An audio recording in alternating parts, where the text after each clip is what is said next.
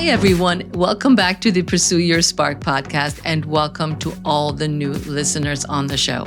Today, we're chatting about something super timely. It is the holidays. We are in the heart of the holiday season and a time filled with joy, laughter, and let's be honest, a lot of delicious temptations. But here's the twist. How do we stick to our intermittent fasting goals in the middle of all these festive feasts and social gatherings? It's not just about resisting that extra slice of pie. It's also about handling the friendly nudge from Aunt Linda, who insists you try her famous stuffing. The key is to navigate this period by setting clear goals and developing a resilient mindset. By understanding and planning for the holiday temptations, we can apply effective strategies to stay on track with intermittent fasting, even during the seasonal festivities.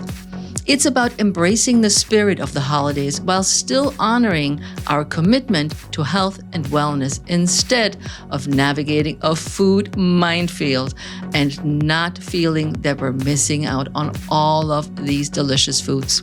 But fear not. In today's episode, we explore practical strategies and empowering mindset shifts to help you confidently maintain your fasting goals and enjoy the holiday seasons. Let's dive into the 5 holiday intermittent fasting tips to beat social pressure.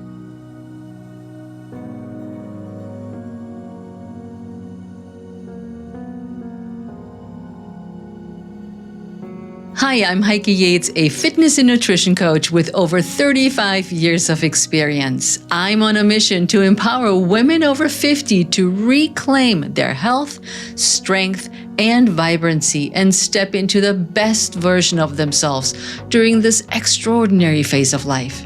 You're joining an incredible global community of women who have decided to stop dimming their light and ignite their inner spark instead.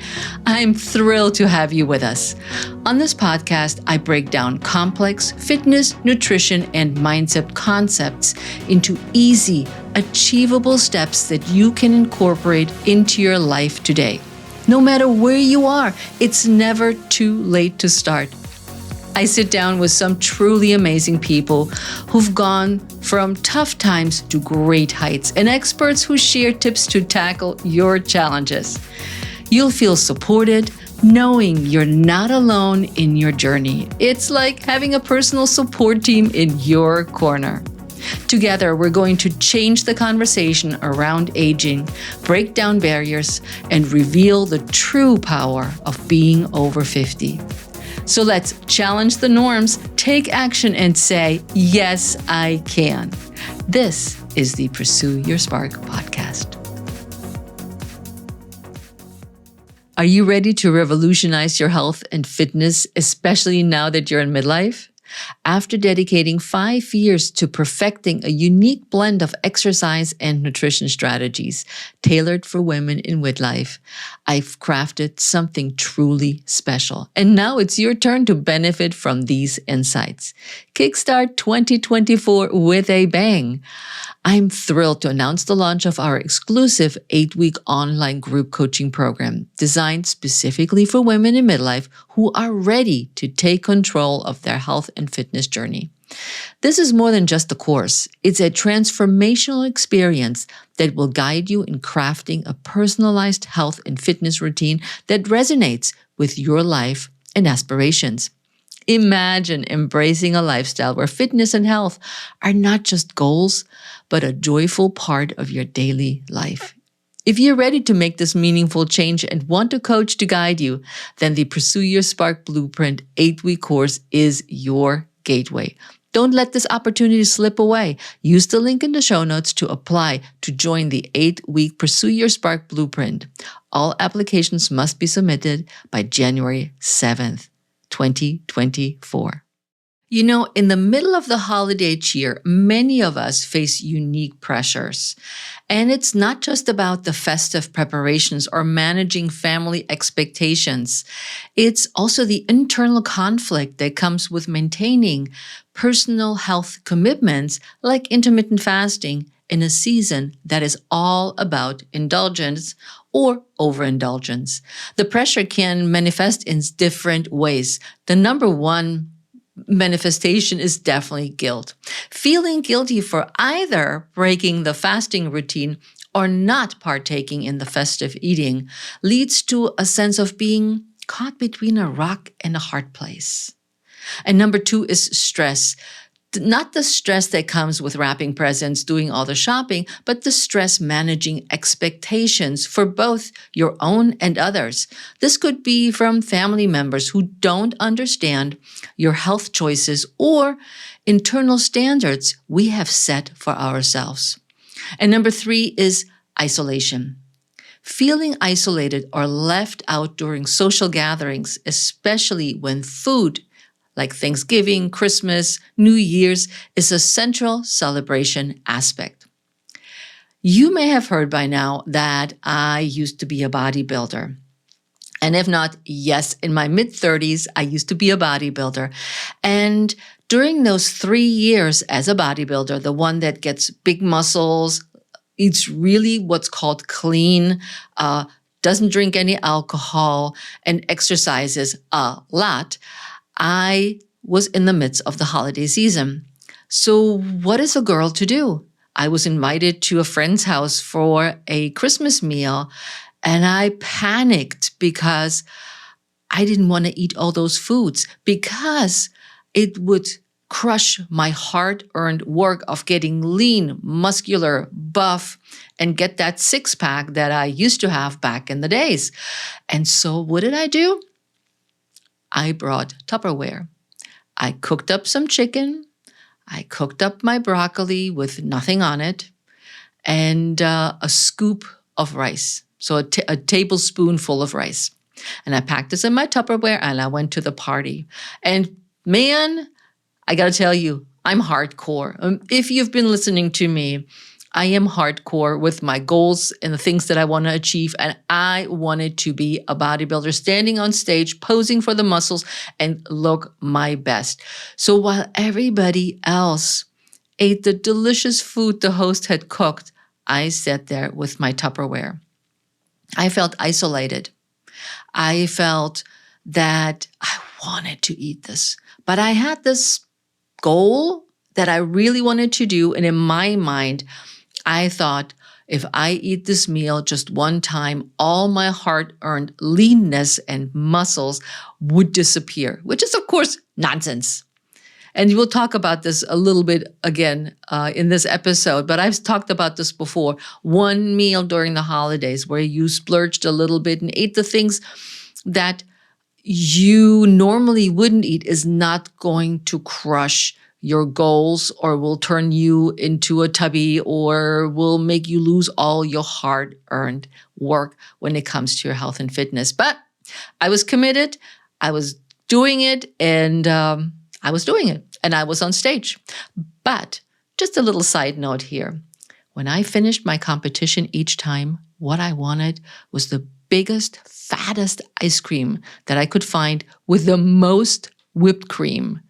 And so every time I went to a restaurant and I had this big fat ice cream with a lot of whipped cream, which of course made me super sick afterwards. But that's just a little side note. But I felt isolated because not only during the holidays, I would not go out to eat with other people because I was afraid that I would screw up my hard-earned muscles and leanness. So let's move into number 4. You may feel overwhelmed. The sheer overwhelm of navigating several social events can sometimes lead to a temporary abandoning of your health routines. What about your office party? Then your friend has a Christmas party. Then you may throw your own holiday party. And then there are other events that your husband is invited to. And it could be a never-ending celebration. And that is also very overwhelming because you're really trying to stick to your goals and your guns and your intermittent fasting strategies. And this can be hard. But recognizing and validating these feelings is the first step in finding effective strategies to manage them. Nobody expects you to be perfect, and intermittent fasting is flexible, including with those numerous holiday parties that you're invited to. You know, the concept of intermittent fasting is often misunderstood, leading people around you, like friends, family, or coworkers, to inadvertently pressure you to break your routine. You've probably heard things like, "Oh, come on, one meal won't hurt," or "Are you sure you should be starving yourself?" It is important to approach these situations with tact, but also with firmness. So here are the 5 holiday fasting tips to beat social pressure. You don't have to do all of them. That can be overwhelming too. But pick one that once you listen to this episode will be the one that you're going to stick to the guns, which is number 1, stick to your guns. First off, remember why you started intermittent fasting. You have your reasons, whether it's weight loss, increased energy, or other health benefits. Whenever faced with social pressure, revisit your motivations to help you stick to your guns. It's okay to decline food offers outside of your eating window politely. How about imagine the situation? Imagine you're at a holiday party and your friend offers you a slice of your favorite pie. It looks delicious, but it's outside of your eating window. You remember the reasons why you started intermittent fasting. Perhaps you wanted to manage your weight, improve your energy level, or support your overall health. With these motivations in mind, you smile and you say, "Thank you, but I'll have to pass this time. I've committed to a specific holiday eating schedule and I'm sticking to it, but I appreciate the offer." You may offer also to take that favorite piece of pie with you because remember, intermittent fasting is not a diet. You could eat the pie, but the choice is yours. This approach allows you to stay true to your goals while also acknowledging the kindness of the offer. So your friend does not feel rejected and hurt because she knows it's your favorite pie. And number 2 is educate without preaching. If people question your choices, offer a brief explanation without diving too deep into the science. Unless they're genuinely interested, understanding the why behind your actions can sometimes silence the critics. Just be sure not to come off as preachy. Nobody likes a sermon at the dinner table. Here's an example of how you might respond in a way that's informative, but not preachy. Your relative, friend, family member says, "I noticed you're not eating with us. Is everything okay? Why are you skipping meals?" You could answer like this. "Thanks for asking. I'm actually following an intermittent fasting schedule. It's a way of eating that aligns with certain times of eating and fasting. I find it helps me feel more energetic and focused, but don't worry, I'm not starving myself. I just shifted when I eat to suit my body's needs better. I'm still enjoying all the delicious food, just at different times. Let me know if you're curious about it. I'd be happy to share more information about intermittent fasting." Now, this response is friendly and open, providing a brief explanation without diving too deep into technical details. It reassures your relative or the person that asked that you're okay and opens the door for further conversation and discussion if they're interested. But it doesn't force the topic on them. They may just be curious about why you're not eating. That's all they want to know. Number 3, offer alternatives. Suggest activities that must be included in your social gathering if everything's centered around food. Propose a post-walk meal, a game night, or other non-food related activities. This helps you stick to your fasting schedule better and encourages healthy habits all around. So you can think of, okay, instead of sitting there eating more pie, I'll go for that post-meal walk. Or a game night. It doesn't have to be board games. It could be board games, which are fun also, but there's a lot of interactive games that you can play with your family and friends that includes everyone from grandma, grandpa, to the kids. Just Google it and you will find more ideas than you probably need. I also want to point you in the direction of 7 effortless ways to sneak in exercise during the holidays. I did an episode on 179, and I'll leave a link in the show notes for you to listen to it because this came up in other conversations before. So I wanted to make sure you have this resource so you can sneak back in exercise with the ideas that I'm providing for you. And it doesn't mean you have to lie on the floor and do Pilates, although we have done this on occasion too, and it's not very good on a full stomach. Number 4, make it a non-issue. If discussing your fasting isn't something you're comfortable with, there's a subtle way to navigate around it. You can casually mention that you've already eaten or suggest that you're managing your nutritional needs differently during the holidays. Often the key is to avoid bringing attention to your fasting routine. For instance, if you're at a holiday brunch and someone offers you a plate, you might say, "Thanks, I had a hearty breakfast earlier, so I'm good for now." This simple statement shifts the focus away from fasting and towards a regular eating pattern, making it easier for others to understand without diving into the specifics of your intermittent fasting routine. And again, that may be all they want to hear, and that's great. No fuss, and off you go. Hey, it's Heike. I want to jump in and tell you about a program I'm offering. If you're ready to take control of your life and feel vibrant again, then the Pursue Your Spark Blueprint is for you. It's an 8-week online group coaching program for women in midlife.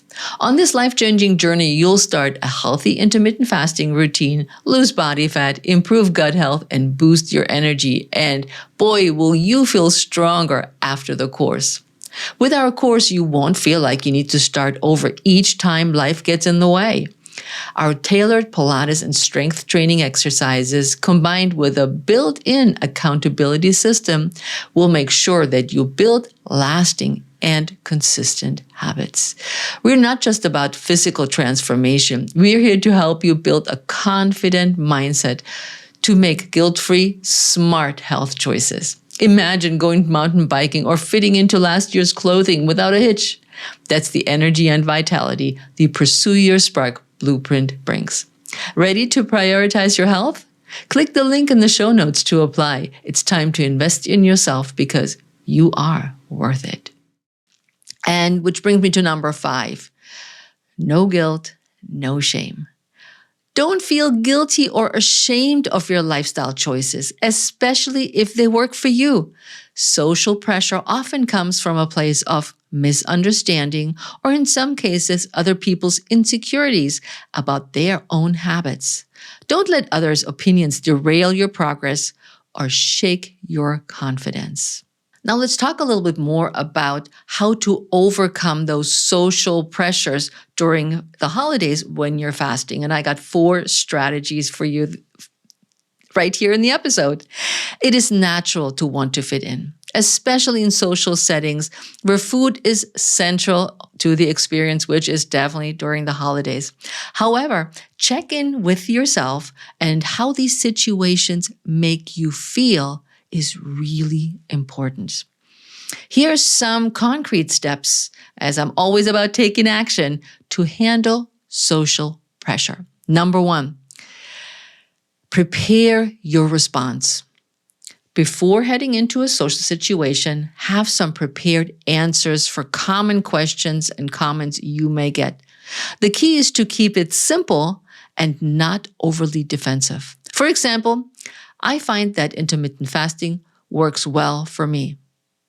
That's your response if somebody asks you about intermittent fasting. Number 2 is we have to set boundaries. Make it clear that your eating habits are not up for debate. It's the holidays. We want to have joy and good conversations and games and play. It's not up for debate. If someone insists on discussing it, politely steer the conversation away. You're not obligated to defend your lifestyle choices. And women tend to do that often. We feel guilty, as I mentioned earlier, and then we have a hard time setting boundaries with the people around us as they're shoving the food at us or making snide remarks like, "Are you starving yourself?" Set clear boundaries. Set the boundaries not just for other people, but also for yourself. How much are you willing to dive into the conversation of intermittent fasting and your goals or not? Be clear. Number 3 is find somebody that's your ally. Sometimes it's so much easier to navigate social situations when you have someone who understands or even shares your perspective. It could be a friend, a family member, or a community online. Anybody that you connect well and that thinks just like you can be a great ally. Can I raise my hand? I can be your ally, so reach out to me. And number 4 is redirect the conversation. Learn the art of elegantly changing the subject. This doesn't mean you're avoiding the issue. You're merely choosing not to engage in a discussion that serves no purpose other than create tension. It's like talking politics during the holidays. This can be harder than it looks, but I got you, and I have some very tactful comebacks to change the subject for you. Let's go for this. Shift the focus to the person you're speaking with. For example, "That's a lovely dish you brought. How did you come up with a recipe?" This turns the conversation away from your eating habits and onto something pleasant and engaging, and the other person will appreciate it so much that you actually want to know about the recipe. Redirect the conversation itself. Something like, "Isn't this a wonderful gathering? How do you know the host?" This naturally moves the conversation away from the personal dietary choices to something completely different. So redirecting the event, which is the party, the dinner, and move it away from intermittent fasting. Bring up a neutral but engaging topic. How about, "Have you seen any good movies lately?" Or, "I heard you recently went on a trip. I'd love to hear more about it." These topics will likely capture the person's interest and shift the focus away, again, from picking on you about your intermittent fasting eating habits and style. Or you could offer a compliment. "I really admired your dress. Where did you find it?" People generally respond well to compliments, which can smoothly steer the conversation in a new direction. And also, if it feels appropriate, bring a neutral topic onto the table, like a shared interest. "Did you catch that latest game?" I'm not a sporting person, so I wouldn't be able to name a game, but "Did you see the latest exhibit at the Hirshhorn Museum?" These are great ways how you can turn the conversation around and away into something else. And number 5 is be confident but not confrontational. There's a fine line between standing your ground and being combative. Confidence can often silence critics, but it's generally not worth the energy to engage in a debate if someone is determined to make an issue of your choice. I have a resource here for you as well, and is episode 66, How to Boost Your Self-Confidence. And it was a pillar 4 of one of my courses that I think you would benefit from listening to. And finally, celebrate the wins. Did you successfully navigate the social situation without caving to pressure? That's a win. Acknowledge those victories, no matter how small. They build up your resilience and confidence over time. So there are your 5 holiday tips to beat social pressure that you can apply today.